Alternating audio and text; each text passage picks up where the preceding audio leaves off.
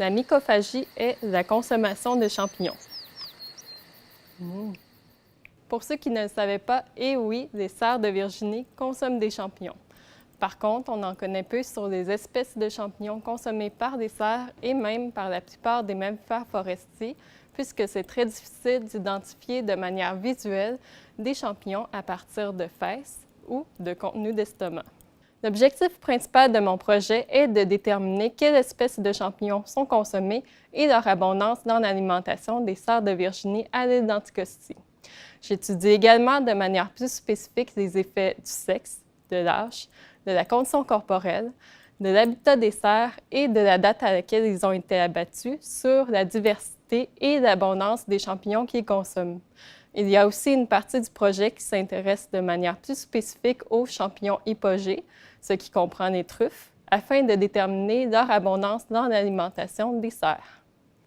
La fructification des champignons hypogées se fait sous le sol et les spores sont contenus dans la fructification au lieu d'être dans les filaments à sa surface, comme c'est le cas chez les champignons épigés. Les champignons épigés sont les champignons que l'on connaît bien. Ils ont leur fructification au-dessus de la surface du sol.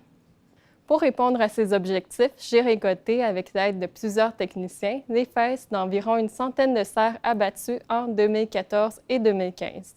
Nous avons aussi pris plusieurs mesures sur ces cerfs. Puis, j'ai extrait l'ADN des fesses pour pouvoir le séquencer. Les séquences d'ADN obtenues ont été comparées à une banque de séquences d'ADN appelée GenBank, qui nous a permis d'associer des séquences d'ADN à des espèces de champignons. Cela a permis de découvrir que les cerfs à l'île d'Anticosti consomment plus de 350 espèces de champignons forestiers. Et voici les 10 grands groupes les plus consommés par les cerfs de Virginie. Le premier groupe est les cortinaires.